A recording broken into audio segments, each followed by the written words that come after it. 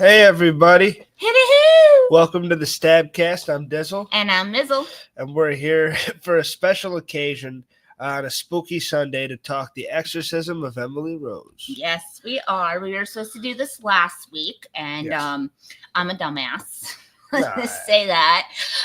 Well, things got confused and whatnot, and I couldn't remember if I had it or if he had it. Yeah. So, unfortunately, we were going to have a guest this week, but we're going to hold him off and wait till next week. And then he'll be joining us. His name is Dylan. He focuses on religious horror. So we will be putting up a poll later on tonight, and you guys can choose between Stigmata and the movie The Lodge. Yes. So. And I'm looking forward to that episode as well. This one's interesting because I saw this when I was real little, because this is one of your favorites since you were younger. It's from 2005. Yeah. So, like, I just remembered around I the watched house it a lot. Yeah. It's one of those things that, like, being a little brother, just like Fall Out Boy, the Exorcism of Emily Rose, Scream, just certain shit that you were into. I know what you did last summer, Urban Legend. But the thing is, though, you forget you took it a little bit too far, because you were like, I want to see on IMDb who these people are, what they do for a living. Yeah.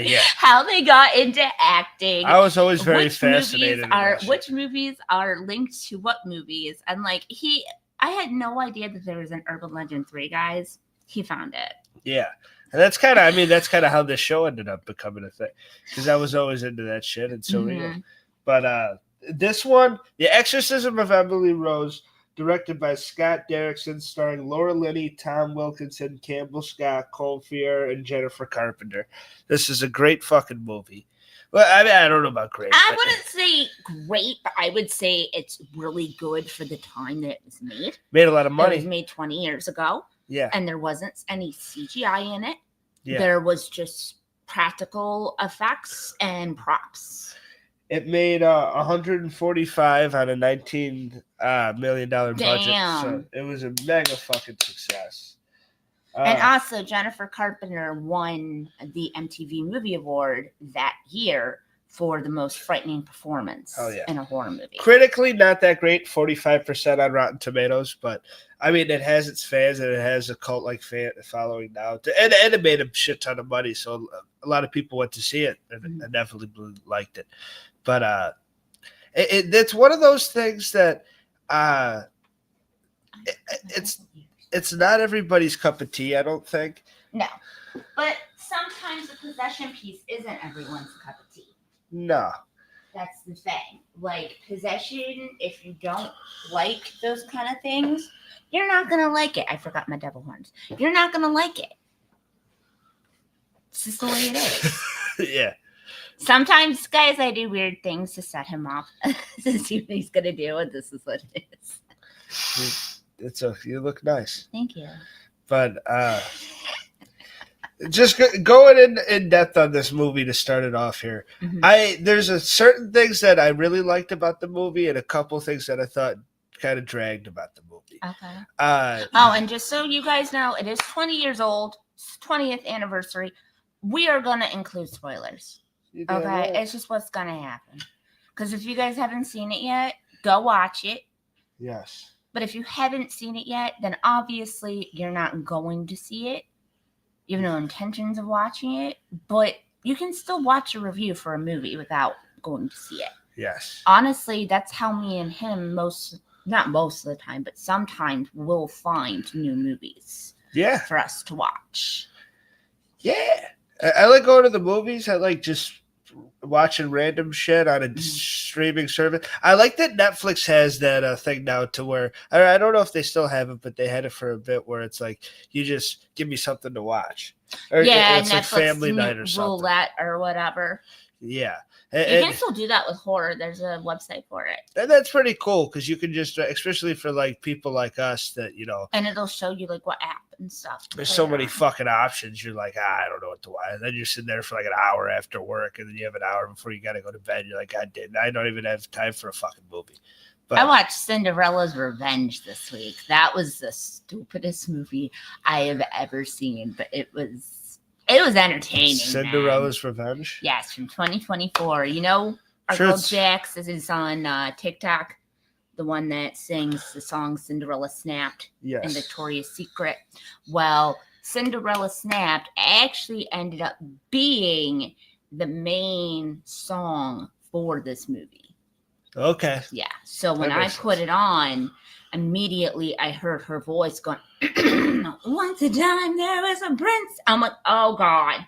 Damn. And like immediately I was sat in front of my phone watching it. And it's like, this is so stupid. That's crazy. By far one of the stupidest movies I've ever seen. Like, it's up there with like Velocipaster and Zombie Ass. Yeah, it sounds pretty dumb. Yeah, it's up there. I'm sure it's better than Snow White. The Snow White that just came out. The shitty Snow White. From what I've heard from people, it's really, really, really, really shitty.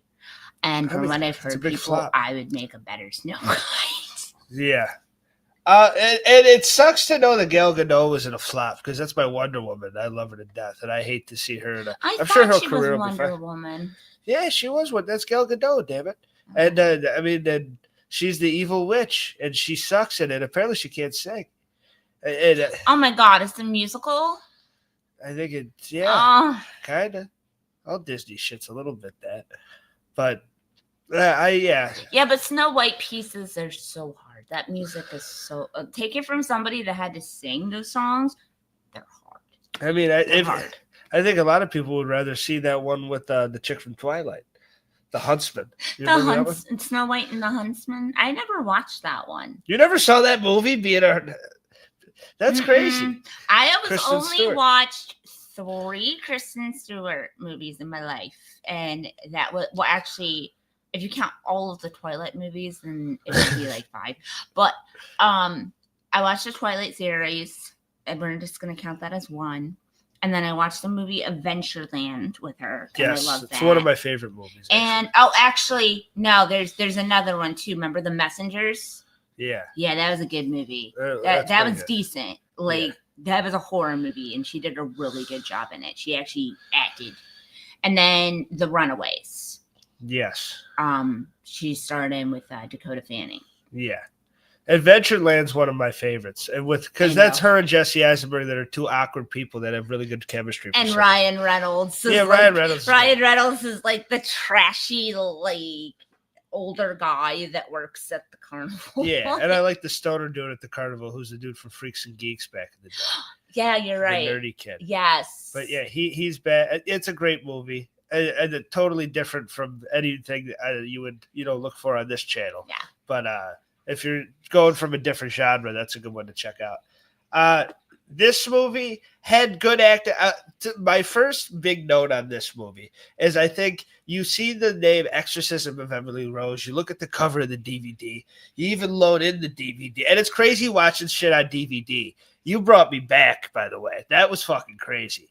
Because I was like, oh my God, like there's special features. I could watch it with the director commentary. There was a lot of cool stuff. And I know they have stuff on YouTube and shit now, but there was just something about having a DVD back.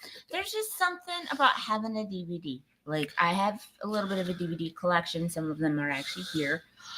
And, I like having that at my disposal because this movie, unfortunately, was not streaming anywhere. Well, and that's what's crazy is, and you and me, growing up, we had a little dough, not that much cashola. So, we had like 8 or 9, 10 different DVDs, a few horror movies, some wrestling stuff, and we would just spam watch the shit out of those. And that's how every word. And then I found LimeWire. Yeah, which is, I was thinking back today, and I was looking at I remember downloading Smosh videos off LimeWire. Oh my God. To my iPod Mini.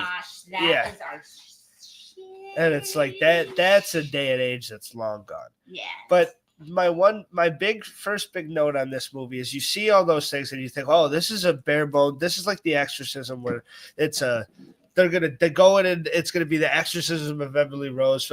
It's a very different backdrop to where it's a half. You get flashbacks and you get to see this girl go through this whole thing and her whole journey with having this demon inside of her, and then demons inside of her, and then the other half is a court drama of after the fact, because it starts off she's dead, she's already gone, and how it starts off, and it starts off that we're at the trial of Emily Rose, and it's the medical examiner comes in. Yeah, first, and then he's the one that declares that at the very beginning, and the dad sitting there looking distraught, and that scene's very eerie and a good way to start off the movie. But then it turns into kind of a court drama, and it's like a half that and half the scary shit. And I'm not gonna lie to you, I think the court drama half might be a bit better. I liked it. I'll agree with you on that, just because to an extent. The guy that plays the father, I've always really liked him. He's a fantastic actor. Yeah, he's great. He really is. And Laura Linney, she's always been a joy. Yeah. For me to watch. I love her. Well, and how about the prosecutor? I hate him. Oh my God, he did I cannot remember his name. I cannot remember what he's from, but he is always a dick. Like he always plays a bad, horrible guy. Always. Every time. It's like inevitable for him to be a decent human being. Oh my God. He's not that bad. He is. Oh, he's horrible. I thought the prosecutor killed it. I thought because his opening statement was fucking awesome. I'm not saying that he wasn't great at what he was doing. Yeah. He was great at what he was doing. I'm saying that I think the actor was an ass. Well, I don't think he's a villain or an ass or anything, because that's what I like about movies like this, because who's really in the wrong? Can you really blame those people for not thinking that all that shit's bullshit and that dude might have just killed that chick and had her left like that? Mm-hmm. Like a lot of people don't believe in the supernatural and stuff, so it's fun watching it in cinema and watching those two worlds blend. And because especially who really is wrong? This is based on a true. If I was a lawyer and a prosecutor, I'd be like, yeah, and I just saw a picture of this dead girl and I saw this weird looking priest, I'd be like, yeah, he fucking killed her. Let's put him behind bars. Is he really the bad guy? I don't think so. And obviously the priest isn't, and obviously and the defense, the blonde hair, the main character, she's great at what she does. And I thought the question she was asking and how she was really interrogating people and stuff, it was highly entertaining to me. And I thought and especially with going through the conflict and dealing with this stuff, because of being in the supernatural. And she's also agnostic, too. Yeah. Which means she doesn't believe in anything. Yeah. And the father told her, he's like, you're in a dark force now. You're in this case. There's a dark force around it, and you've kind of been sucked in by it. Be careful. Yeah. And you can tell that it really starts to fuck with her. But she still remained sharp throughout the whole thing to an extent. But I like how she grills people. It could have came across as a weak, especially in a horror movie, not like a phony court case, but it really felt like a legit, real deal. I felt like we were really seeing what was going on. Yeah. Between everything, especially since we were getting the flashbacks and whatnot. Yeah. And I do want to stress that yes, this movie is based on true events. It's based on Anneliese Michael. Yeah. And in Germany, when this happened to this poor girl, her parents, plus the priest, plus the doctor, they were all prosecuted. Yeah. They were all put on trial, and they were all found guilty. Did they all get to walk like the priest? Mm-mm. They all went to jail. Oh, okay. Even the priest did. So, I will say Hollywood definitely sugarcoated this and dumbed this down a little bit. Oh, yeah. Because, in this movie, you only get one, and we'll talk about this in a little bit, but you only get one experience of her having an exorcism. And the real one, they tried exorcising her 67 times. Yeah, that's crazy. That's ridiculous. She broke her knees. That's why it's based on a true story. Yeah, she broke her knees. Yeah. From praying too hard. Yeah. Literally, from like going up and down and praying. She fucked up the kneecaps. Yeah, she literally blew out her kneecaps. She broke them. So it's crazy work. Yeah, and I will say that Hollywood, normally they embellish shit, but here I feel like they kind of dialed it back a little bit.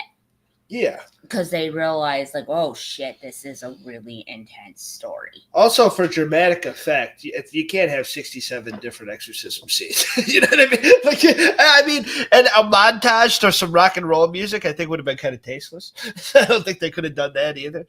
I don't know how they could have. They're going to play the Cult of Personality. That would have been insane. I had to. I'm sorry. And it's different fucking priests with the. I mean, it would be. Her jumping out the window. Oh my god. It would. I mean, that'd be a good comedy sketch, but yeah, it would have ruined this movie. Yeah. So I mean, I can see for dramatic effect, you build to the one big exorcism, and also if it's 67, you can't make the priest look good at all in that.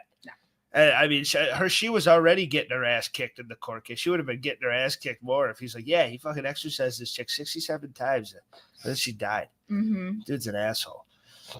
But a lot of the things, though, they kept true. Like, she was very sickly as a young child. Yeah. So was Emily Rose. Actually, in this movie, they had 3 daughters in this film. Emily plus her 2 sisters. In the actual McCall family, there was 4 girls. But the oldest girl, Martha, ended up dying at 8 years old. Martha died? A disease. Yeah, of some kind of like old-timey disease or something. I think it was like pneumonia or something, but she died. Damn. And then Emily was born right before she died. Yeah.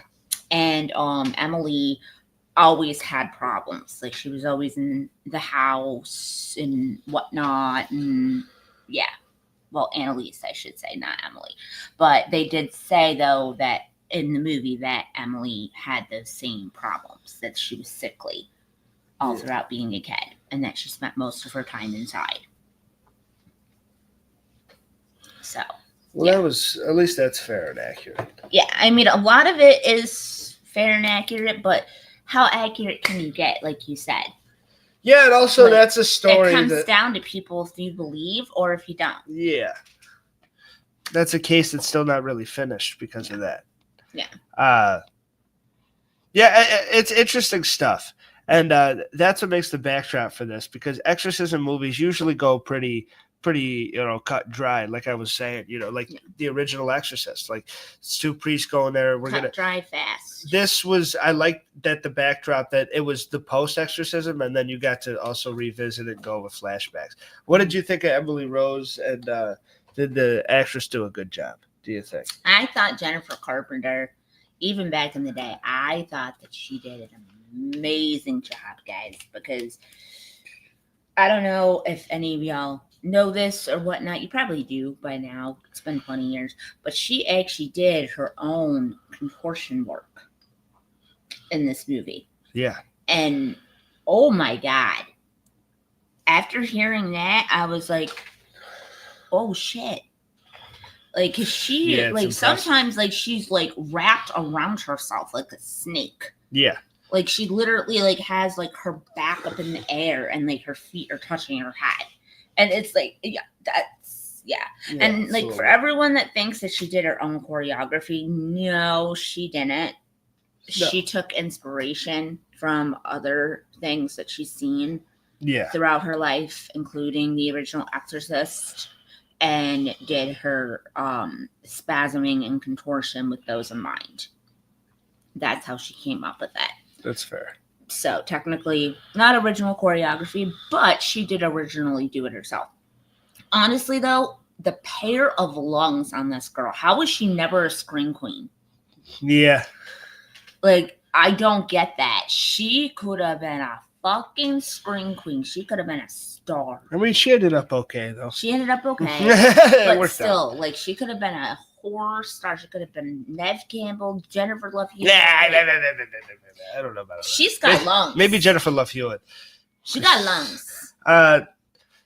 I thought some of the shit was corny at first, especially the beginning stuff of the blanket, like, because that's all stuff like a teenage brother could do, like the blanket going and the pencils are shaking. The pencils. But she was in a room by herself. I know, but that shit was a little corny practical effect. When she goes outside and the people's faces are melting and shit, that's pretty cool. Yeah, and it's like the ghost's face, yeah, and it's spooky shit, and and you know who I felt really bad for in this whole deal? Her boyfriend. James, yeah.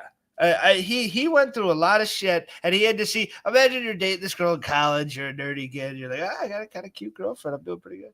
And then as you go into a church, you just see her running in the rain, fucking sprinting in this dress, and she's. You see her at church, and she's like.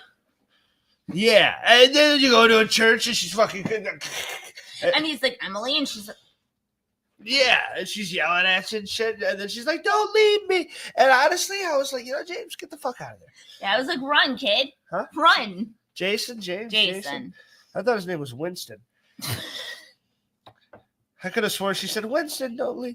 Jason. Yeah, he was great, and I felt bad for him, and he played a good scared youth. Mm-hmm.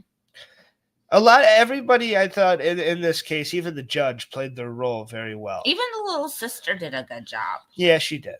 I mean, she did a very good job of not being annoying. Yeah, anyone that has to see because she's the one that caught her big sister eating flies, right? Cockroaches.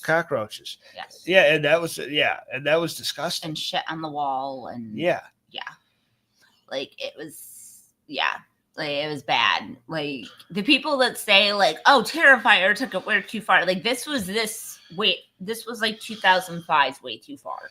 Yeah, I mean, this isn't nothing to fucking Terrifier.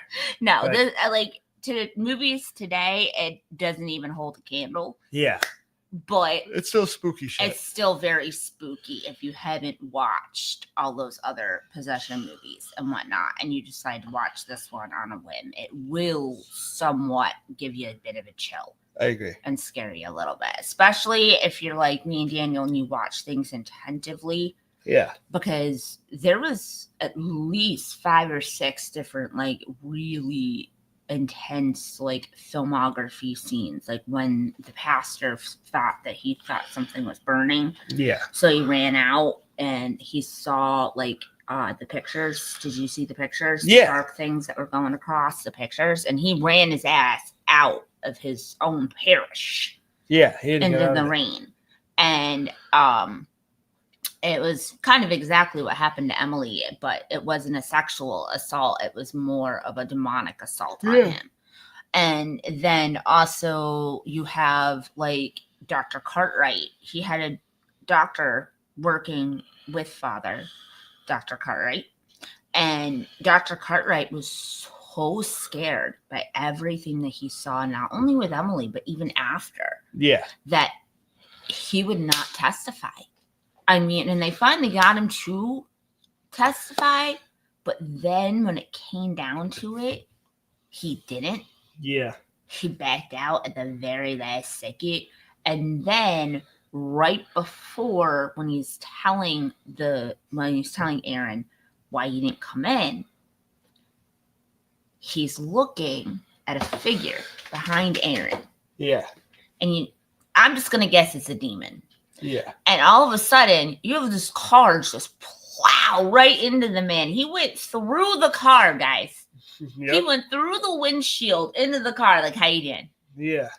Like, and that I really like that scene too, except them meeting in the park with the pigeons and shit. Well, no, this was the other one. This was in the parking lot when she's yelling at him. Yeah. And the park with the pigeons, though, is pretty cool, though, because this is the first time that she finds out the stalker even exists. Yeah.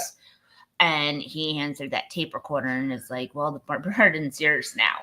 And I think that's one of the things that I really like about this movie is that she has all these intellectual conversations with people. And that's where you're really getting the backdrop and the story from, along with the scary flashbacks of the fucked up shit that's happened to Emily. So I think it's a good balance and a good mix that makes the movie kind of work pretty well. And the fact, like, she opens up, like, her first statement in court is, like, the prosecutor is a very faithful man. Yeah. He's a man of faith. Yeah. However, I am a woman of facts. Yeah. And it's like, oh, wow, that was probably the best way she could have explained that. Yeah. And even that scene in the beginning at the bar when he comes over and she's like, you want a martini? And he's like, I'll have a water. And they're arguing about it. He's like, take the plea deal. And she's like, he's not taking the plea deal. And then he's like, have you seen the postmortem pictures? And and you can see the look in her eyes that she thinks she's going to lose, but she's like, all right, we'll go to trial. And just the way she says it, it's like kind of a badass climactic line that really like kind of cuts a knife through the scene. She was very convincing. She was damn good. Both of those two, the prosecutor and the defense, were both. And the judge. The judge was great too. The judge was great. I love normally you'd be getting judge. mad at judges normally, but this judge was so on top of everything. Like they're like objection, and like sometimes she would sustain it, other times she would withdraw. But like at one point she's like, sustain, come on, counselor. He's just ripping a page out of your book. Yeah. And it's like, oh my God, that is the most realist judge. And Erin did such a good job because not only could she do the badass scenes to where she looked like a really good lawyer, but she also could do the scenes very well to where she was getting beat and she knew she was getting beat. Mm-hmm. And you could see it on her face. She knew she was going to lose. Like the testimony from the neurologist when he's talking about how he would give her electroshock and stuff. And because he was claiming that she was psychoepileptic, which does not exist. That's not a real thing. The term that he made up and shit. And she's asking, and she's like, so, and what would you do? And she's like, I would give electroshock. And she's like, and you would do that against her will? And he's like, to save her life? Absolutely. Yeah, and he's like, I would have fed her through it too, but it's, how is that living? But the fact that he said to save her life, absolutely. And then it pans over to her face, and she's like, wow, that was a good line. And you can tell in her face that she knows that he kind of just won that. And then you look at the jury, and you see their faces change. It's like, they had very good facial expressions in this movie. And I thought everybody really sold the idea of the importance of what's going on. And they're not going to, like, be super unjust to the preacher and not the preacher, but the priest and everything. Mm-hmm. But they're also, the jury's being very fair, but also this is a heavy weight of a death of a girl that's, this is scary shit. So that it's like, it feels as important as the subject matter should be. In a horror, that's not always the case. We see people die, and then on the next scene, they're like, all right, gang, what are we going to do next? Like, that's the genre for it. So it's nice that the one death of one girl is an important backdrop of this whole movie. It's kind of refreshing and nice. And it was said that she was what was called hypersensitive. So hypersensitive people are more led, and this is a theory that has been going on for years and years and years and years, that they are more tend to possession, and that they are more attended to like seeing the future or predicting things that are going to happen, or seeing their dead family members visit them, and that kind of stuff. Okay.